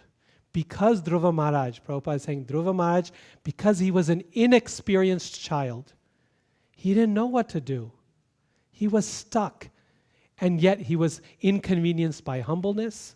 He was inconvenienced by the fact that he's a little boy and his vocabulary is not huge and his experience in offering prayers is not huge. But Krishna places his conch shell upon his head and he makes his words suitable for offering to the Lord. Isn't that all of our situation? Aren't we all inexperienced children in front of the Lord? Yes. We sit there and we think, I want to say something for Krishna. But who are we to speak? Even Ananta Shesha, with his thousands of mouths, spends all his time glorifying the Lord and cannot find the end of the Lord's glories. No one can find just the right words except Krishna himself. And so our prayer as speakers is for that conch shell, is to ask Krishna, please place that conch shell upon my head so that I can glorify you. And this is why before we begin speaking about Krishna, it is so important to prepare by requesting the Lord, please make my words suitable for their understanding. Please use me as an instrument in your seva. Please place your conch shell upon my head. That is the speaker's prayer every single time. Anytime we're asked to speak, whether we can physically offer our obeisances like Dhruva Maharaj did, or we're in a context where we cannot physically do it. But that has to be our prayer every single time. Not once a week, not the first time we try to speak, not until we become experienced. Every time when we come before the Lord, when we come before an audience to talk, this is our prayer. Please place your conch shell upon my head so that my words are suitable for their understanding. Please allow me to represent you. Please allow me to make you look good through my words. That's our prayer. And if we come with that intention, this is a long-winded answer to your question, Prabhu, then Krishna will make our words suitable for everyone's appreciation. Because the understanding is not a product of my words or a product of their ears. The understanding is the magic of the supersoul within the heart. And when Krishna says, okay, this is for you, living entity, listen, it's coming. This is for you to hear. Then they get it. They hear it. I, seated within their hearts, as Prabhupada is quoting in this verse, give them the knowledge by which they can come to me.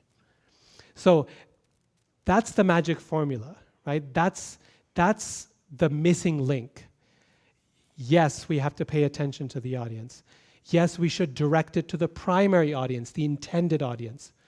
But ultimately, we have to have the faith, the conviction, that if I'm doing my job properly, if I'm the instrument, Krishna can play his music through me. And when Krishna plays his music, he will decide who gets touched with what sound. Yes? Thank you. Okay, more in the back corner, and then we'll move up here front. I had two very quick questions, Prabhu.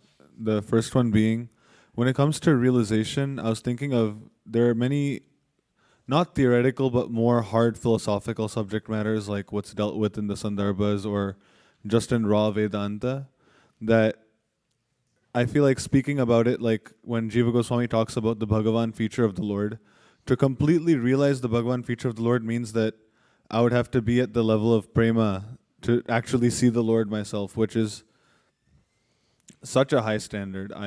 It'll take me some time to get there, but I mean to say that to speak about such a subject, is it that I should not speak about the subject simply because I do not have practical realization of it? Because those subjects are dealt with in the first 9 cantos to prepare me for the 10th canto so I can actually get a realization of it.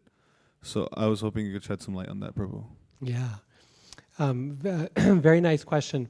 When we're asked to speak about things about which we have partial realization, which is most things, or about things that we have no realization of, which is a lot of things, then the best thing to do in that circumstance is to say, as Krishna says, as Bhagavatam, so many times the speakers say, I have heard through disciplic succession that, and then we present what we have heard, right? So, in other words, we give credit where credit is due. And this is something so straightforward. You find it also in the academic world, right? That so many things we teach, I would say 90% of what I teach in the classroom is not things that I have researched, that I have deeply understood myself. My area of knowledge is this. What I'm asked to teach in the classroom is this. I teach a course on world religions. I have only deeply studied 2, Christianity and Hinduism. And of the 2, only one I have studied even more deeply. And of that one, there's only one tradition in it that I've actually studied deeply. And even that I know so little about, right? So what I'm actually teaching in the classroom is this, and what I know is this. But the cardinal principle of the academic world is if what you're speaking is based on what has been said by those who are actually experts in what you're teaching, then you're forgiven for any minor errors you may make, right? You say, this is coming from this source, this person, and it's based on reliable authority. Even Krishna in the Gita says, according to reliable authority, right? So that's essentially what we end up doing. But if we can present something with our realization in that process, so with your example of Bhagavan, right, we don't understand Bhagavan to his full extent, actually. No one does, right? To the fullest extent possible.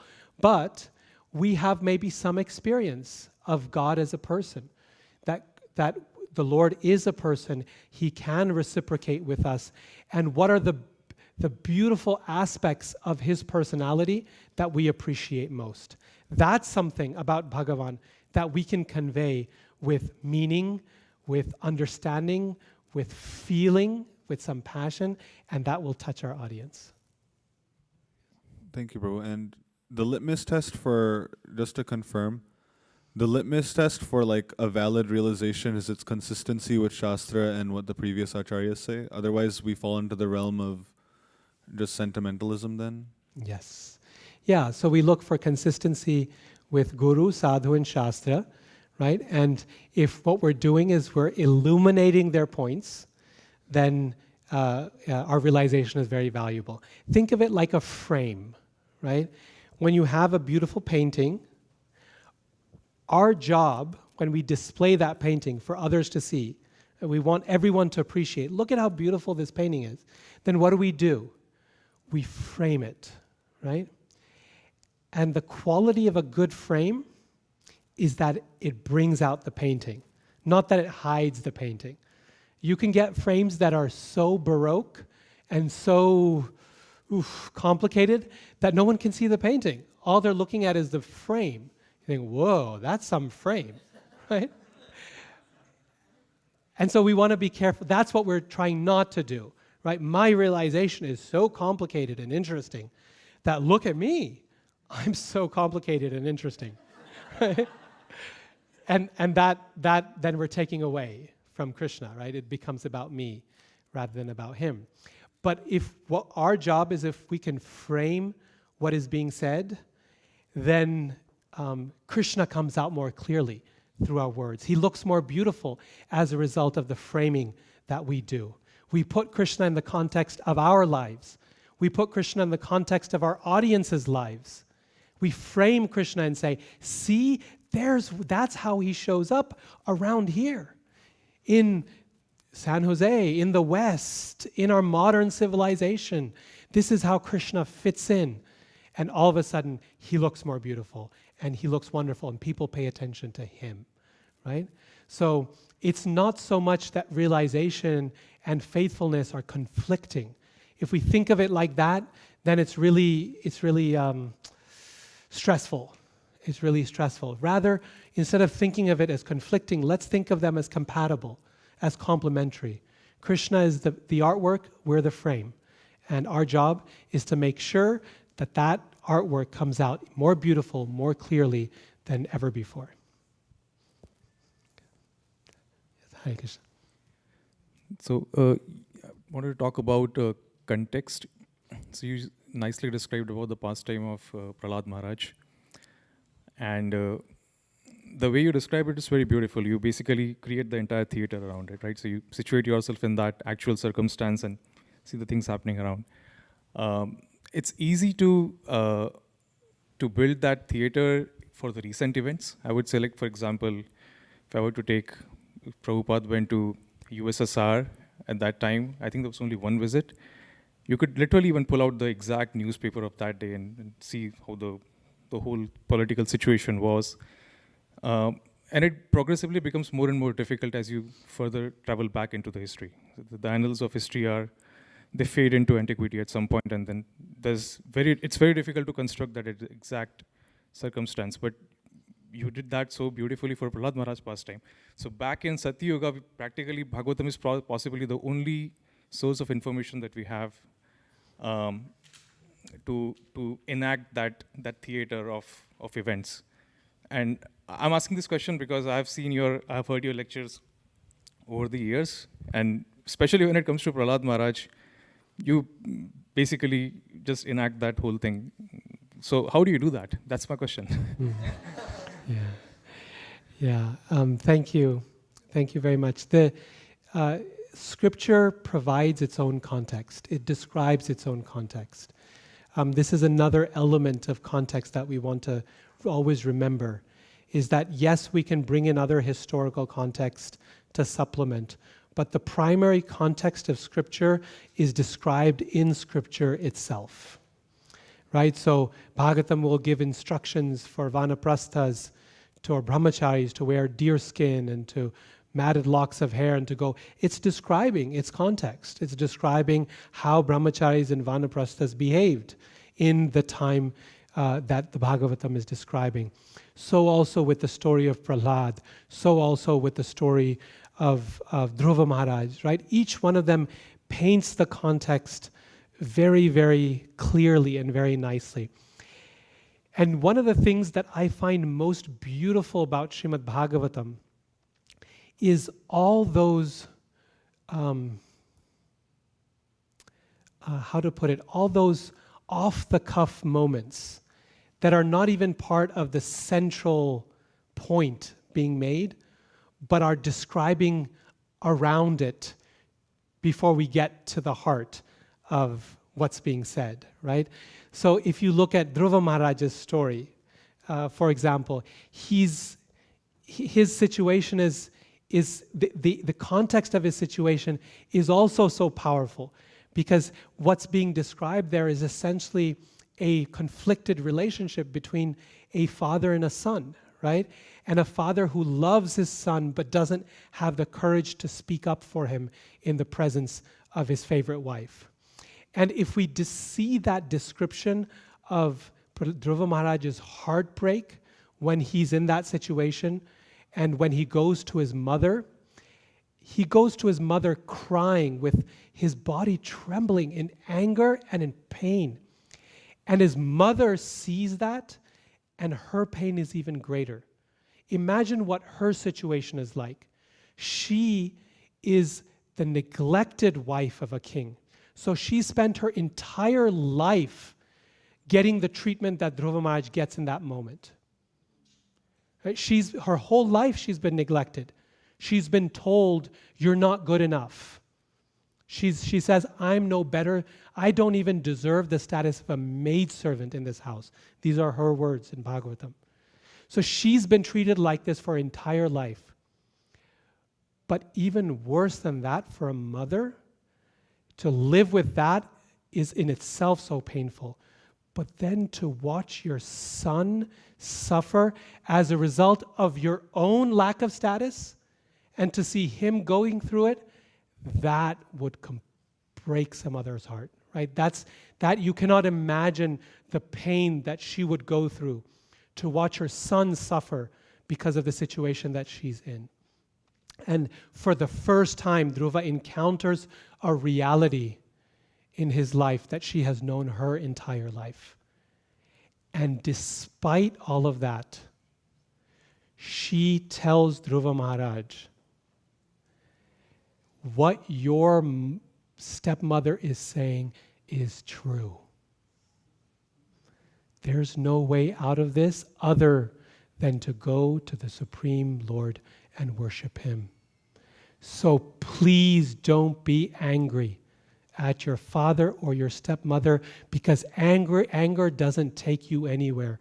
Instead, channel that anger into determination and go to the forest and find Lord Vishnu. He can solve your problem. She has the spiritual strength. She is sobbing in that moment. She is trembling. Her heart is breaking, and yet that does not compromise her intelligence. Her spiritual intelligence is still strong enough to tell her son, go to the forest. And she has the courage to do that. How many of us would have the courage to send a 5-year-old into the forest? Yes, these are different times and they're much more positive and so on, but still. And most of all, who has the courage to say that she was right? Your stepmother was right. You got to take that advice even though you don't want to, even though it's so bitter. That's what you call spiritual intelligence. That's strength, right? So my point is, all of these little details are right there in the Bhagavatam. The context for Dhruva Maharaj's determination to go out, that didn't come from nowhere. It comes from having very good teachers and guides and gurus his entire life. His mother and then Narada Muni, who are able to take what is a natural emotion, anger, and channel it into a totally unnatural decision, which is determination to serve the Lord. That's not unnatural, but it's unnatural for a boy. You're not going to think of that on your own. It comes from good guidance, right? That all of those details are described right there in Bhagavatam. Nothing I said is invented or brought out or embellished. It's right there. The verse describes her emotional state. It describes. So my point is simply this. When we read Srimad Bhagavatam, the Bhagavatam is like a mine. The deeper you read it, the more you get out of it. And there's the philosophical world that the Bhagavatam gives us, which is powerful and intense and beautiful. But then there's the literary world. There's this whole side of human relationships that are surprisingly normal. Dhruva Maharaj's response to his father is very normal. And that's what makes the Bhagavatam so relevant. It's not just the stories of great people way over here. Yes, it's great people way over here, but they're enough like you and me that we can find our story in the Bhagavatam. Anyone who has a conflicted relationship with their father, they can find their story in the Bhagavatam. Anyone who suffered at the hands of another, they can find their story in Srimad Bhagavatam. We just have to look, right? We just have to dig more deeply. So, again, context is important, but the primary context of Shastra is found in Shastra. We just have to pay attention. We have to pay attention really carefully, and we have to do that over and over again. There are still things in Prahlad Maharaj's story that I read today, and I think, wow, was this there all along? Or did someone just add this, right? And it's because I didn't see it. There's so much there. We just have to pay attention. Thank you for constructing the theater around Dhruva Maharaj pastime. Hare Krishna. Hare Krishna, Prabhu. Yes. I had a question regarding one of the purports that you had brought up. And so I think in that Prabhupada had said that one should always speak according to the previous acharyas. And so one sort of doubt that I had was, like, Rupa Goswami writes also in the Laghu Bhagavatamrita that, like, virodho vakyayor yatra, like if there's like contradictory statements by, like, we should always try and find a way to harmonize those contradictions.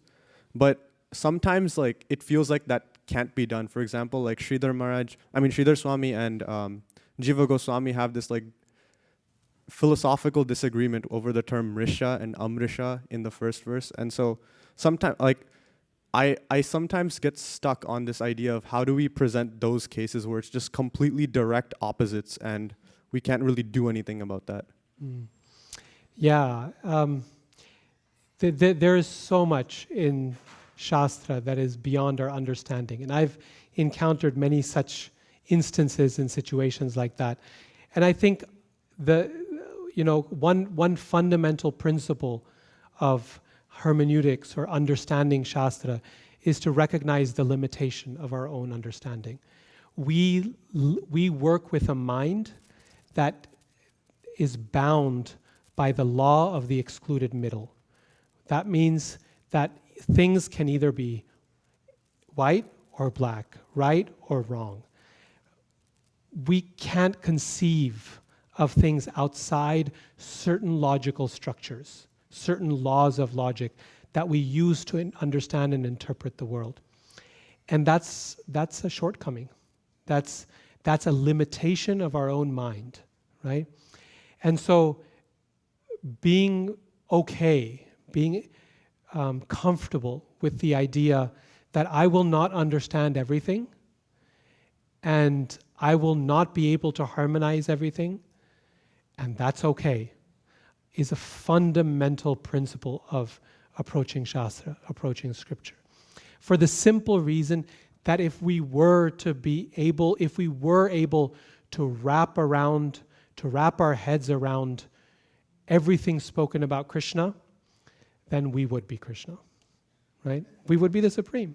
That's essentially who would be. And the fact that we cannot is just evidence of the fact that we're a living entity. So sorry I don't have a more profound answer than that, but in my experience there's a limitation to what we can understand and what we can explain. And being happy with that limitation, being content with it, is actually a very satisfying place to be in bhakti. We find in Chaitanya Charitamrita innumerable cases where contradictions are pointed out about the Lord. And the result of that contradiction is that the devotees say, "Oh Lord, you are so wonderful, you're achintya, you are inconceivable, and I cannot understand you." And that increases their wonder, it increases their devotion, it increases their surrender to the Lord. So we can make that inability actually very useful in our practice of bhakti if we turn the inability to fully understand into a pillar of wonder for the Lord's inconceivability. Thank you. Okay, let's move further forward here. We've had some hands up here in the front for some time. We've got about 5 minutes.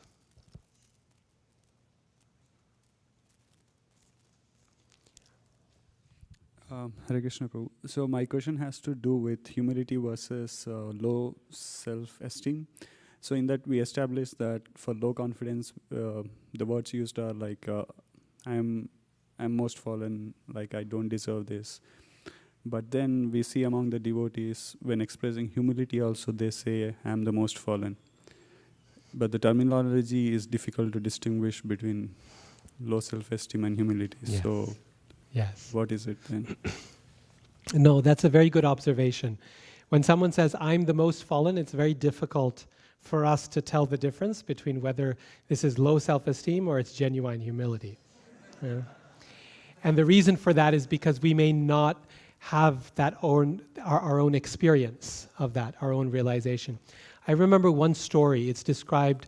It's a story of Srila Prabhupada, described in I think it's the Nectar books that Satsvarup Maharaj wrote. They used to be little red books. Now it's one big book, where there's little anecdotes, drops of stories from Prabhupada's life. And there's one instance where he's, I think, walking out of his room towards a morning walk.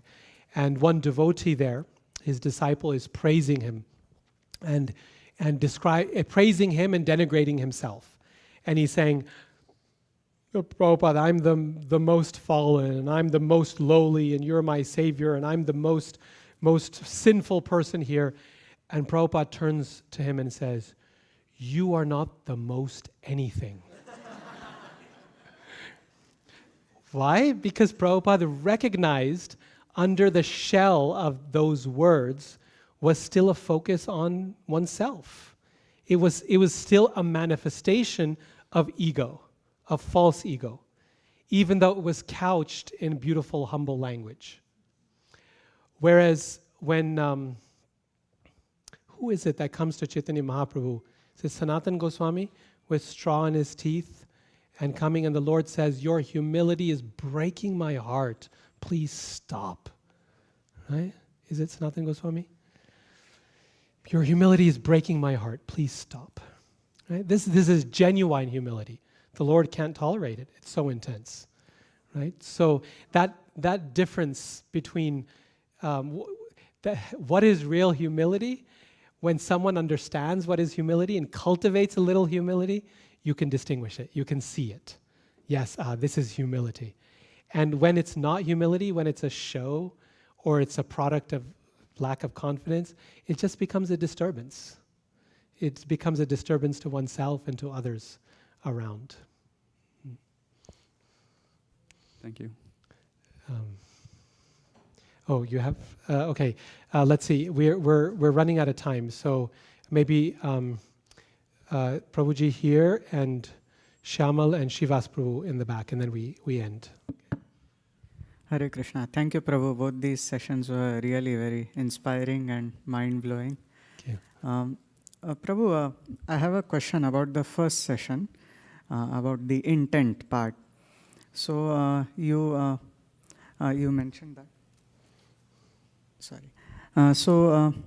You glorified the enthusiasm to glorify Krishna. It's so precious and it should be cultivated. And that was very encouraging. And I wanted to ask you about how to deal with two specific inhibitions that I personally have experienced. Maybe others may also have experienced. These block us from trying to glorify Krishna. You have addressed a lot of this, but specifically these two I wanted to ask you about. One is, while externally we may not have any agenda to present, but still internally there may be some desire for recognition. Oh, I made such a nice point about Krishna. I glorified Krishna so well. So when this kind of a thought comes, then personally I feel it inhibits me from trying to speak about Krishna. But then not speaking about Krishna is also not the solution. So how to face this one inhibition? And second inhibition is, I shouldn't be the only one glorifying Krishna. I shouldn't hijack the whole conversation and all the time I am speaking. Let others also have a chance. But in the process, again, that also becomes an inhibition. And Excellent. Both very, very thoughtful points there. So in terms of the desire for recognition, I think this is very natural, and we all start any service with a genuine desire to serve Krishna, right? Somewhere inside in our heart is some desire, I want to serve him. And yet somewhere along the way, the mind is so tricky, right? It shifts just a little bit. So we're leading kirtan and we're really trying to glorify Krishna. And as we're really trying, the devotees are feeling ecstasy and everyone's dancing. And then at some point from glorifying Krishna, we start thinking, whoa, everyone's dancing in my kirtan. Well, I didn't know I was such a good kirtan leader. Haribo! And it's a very subtle shift in one moment, right? It just moves. And all we can do in that moment is pull the mind back and refocus it and say, nope, this is about glorifying Krishna. And if we're not able to pull back, then Krishna will help us, right? He'll give us a little slap or a little kick, and he'll show us, this wasn't about you, right? And someone will come to us and offer some correction, or our next class will will be a flop, or something will happen, and Krishna, okay. Why was I doing this? Oh, this was about Krishna, right?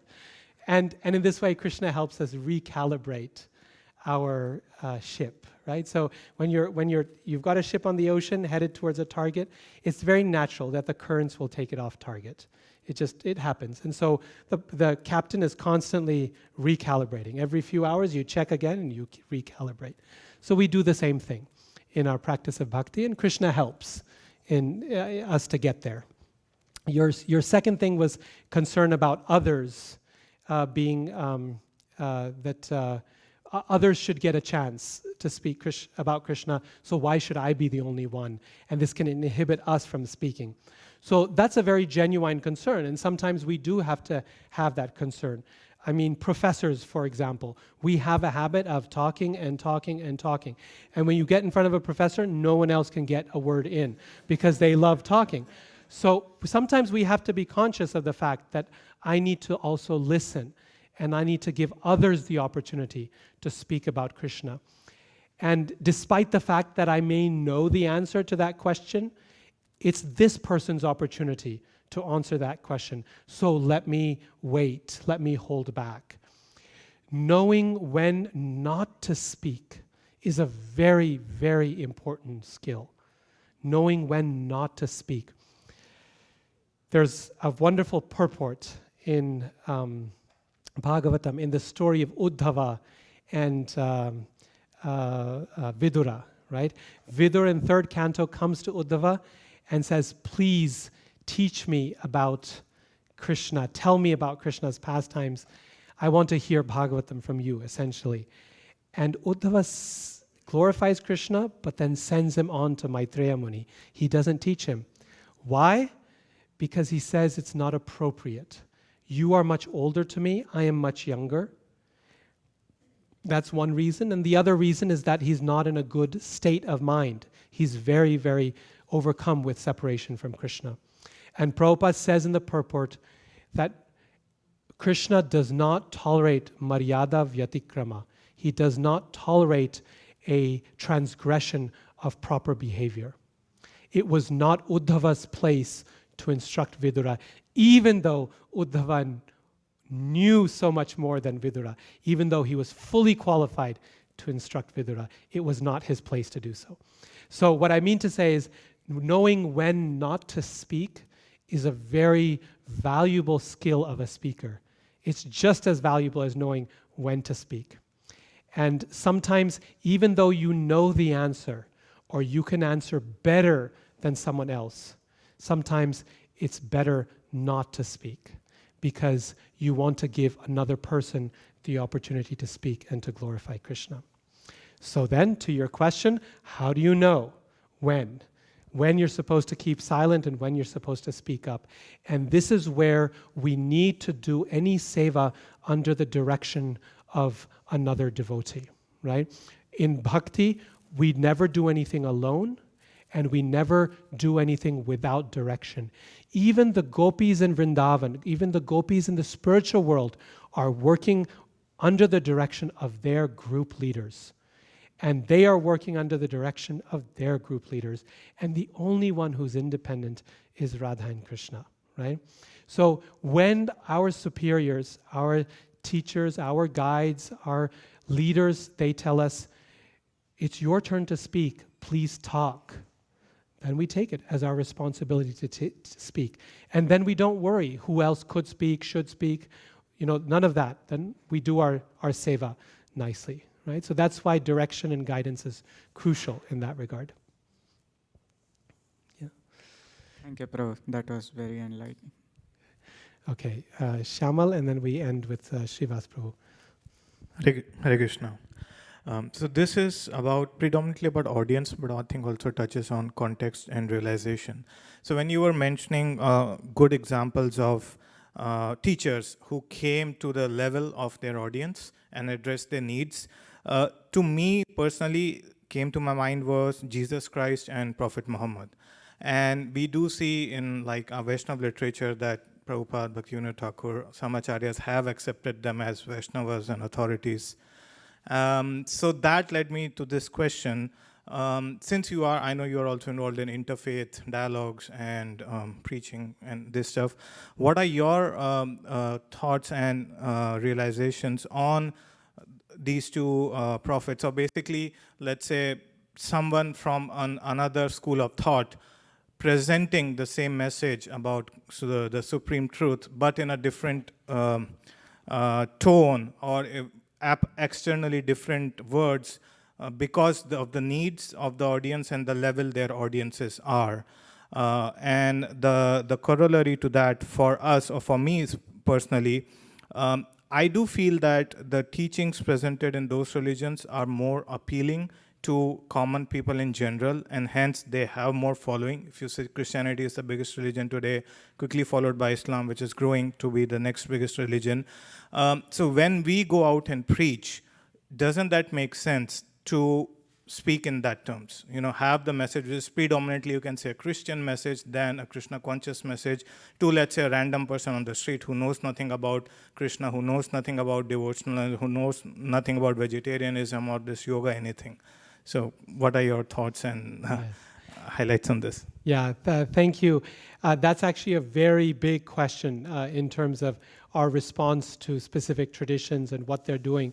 So there's so much that could be said about it, but I'll just mention I'll just try to keep my answer very contained, which is to say, yes, I think every prophet, every acharya, every teacher is an excellent example. The reason they become the reason they're called acharyas, the reason they're called prophets is because they're able to do this successfully, right? They're able to address their audience, speak at their level for their needs, and address their needs. And this is why they are who they are. So no doubt that they are excellent examples of that. In terms of our own strategy, I think it's very important to understand the background of who it is we're speaking to. And if that background is Christian, for example, there are certain modes of teaching and certain modes of speaking that are going to be easily appreciable and others that are going to be very difficult for them to understand. So, for example, when I'm teaching about Hinduism to my students, the idea of monks and monasticism is very difficult for them to understand. In the United States in general, we don't have clear monastic cultures in the same way that we do in Europe, for example. The US has some pockets, but not many. And secondly, my students come from a branch of Christianity largely called Latter-day Saints or Mormons that have a very, very strong emphasis on family. And so the idea of giving up your family is very difficult for them to understand and see it in a positive light. So for me to recognize what their background is, I know that I'm going to have to spend a little extra time and effort trying to explain what the ethos behind a monk's life and mission is, right? And that adjusts for that. When I was teaching at the College of William and Mary in Virginia, my students were much more familiar with the idea of monasticism. They're living in a part of the world where they've seen Buddhist monks, and some had seen Jain monks before, and they were just very much aware of it. It was much easier for them. So when we're aware of the audience and what their background is, it can help us make our words suitable in a way that makes sense to them. But the caveat of this is that when we use another person's language and another person's religious terminology, we have to be very careful, because if we don't use it properly, then they can feel not a sense of connection, but a sense of offense. That why are you taking my ideas and misinterpreting them for your religious purposes, right? And that's called appropriation. And people can become very upset by that as well. So there's a fine line, a balance between connecting to an audience by appealing to their religious sensibilities and appropriating, taking what they have and using it for your purposes, and in the process possibly alienating them. There's much more that can be said about that subject. It's a huge topic, but I'll keep it at that for now. Yeah. Okay, Srivas Prabhu, the ultimate question. No, actually, Tadiyaseva Prabhu raised his hand. Is that okay if he asks you? Okay, penultimate question. No. And then We can take mine later. okay. Oh, sorry, Prabhu. I didn't want to take his chance. It's okay. I'm staying with him.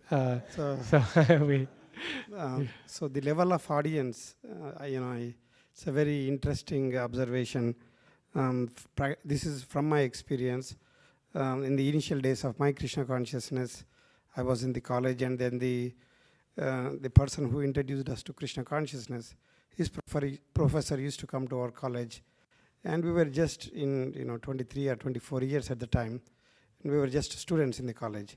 So we have mixed audience. It's not, some of them are in bachelor's degree and some of them are in master's degree, and we don't have any idea about grihastha or marriage life, brahmacharya and whatever, So he was speaking to us about these things.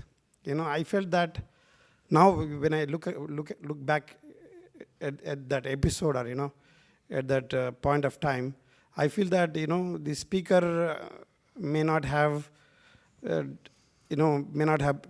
done his duty carefully, and I think that these are little bit above students' level at that time, and some of them students took these things very fanatically, and some of them even ruined their marriage life.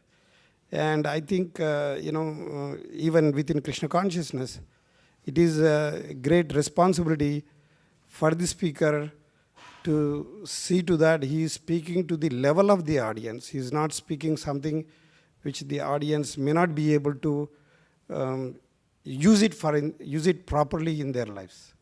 Do you think it is a good thing, or Yes. What is your thoughts on this? Yes, Prabhu. I think that's a very valid and well taken warning for all of us. There's one statement that we like to we like to remind ourselves as teachers in the university. We always tell each other, teach the students you have, not the students you wish you had. Right? Teach the students you have, not the ones you wish you had. And if you do that, then you'll get the students that you wish you had, right? That's what they will become eventually. So I think we should conclude with that. Just as a quick recap, so far in this seminar, we've looked at two things, intent and content.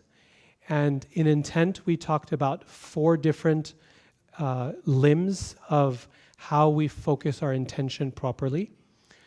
We talked about what happens when we get good fruits from that intentional service.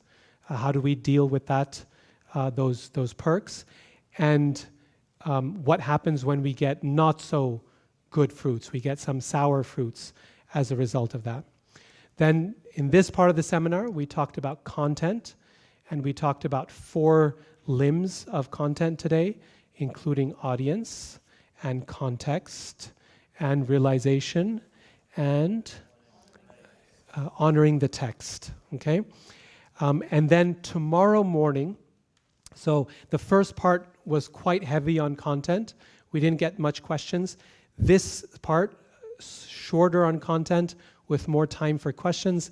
Then the third part tomorrow is on presentation or delivery. How do we actually, what are the tricks of the trade? How do we actually put together a talk, a class, a speech that is well crafted and engaging for the audience? What do we do tomorrow, just as a preview, is going to have 3 parts. What do we do to prepare before the class? What do we do during the class? How do we run the talk? And then how do we debrief or think through it after class, okay? So before, during, and after, we're going to talk about the nuts and bolts of putting together a good class. That's going to be quite heavy in content as well. I don't know. We'll see. We'll try to leave some time for questions, but tomorrow's material is like this morning's. There's quite a bit of content to get through in terms of actually crafting the speech. Okay? So that's the plan. I hope to see many of you tomorrow morning, either in person or virtually. But for today, thank you all so much for your attention and for taking out 4 hours on a Saturday, 4.5, I think, on a Saturday to be here in the temple with us. Hare Krishna.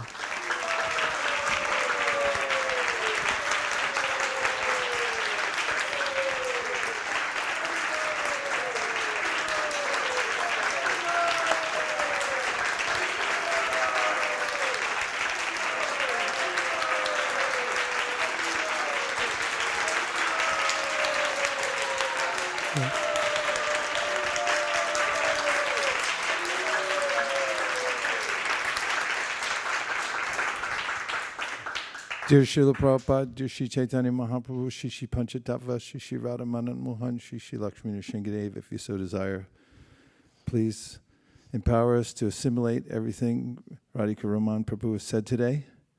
Please also let him get good rest and hydration so that he can come and give us more instructions tomorrow. And may we all be present. Thank you very much for considering our request. Om Tat Sat. Everyone who agrees with these prayers in whole or in part, please say Hare Krishna. Hare Krishna. Vanchakalp Drishcha.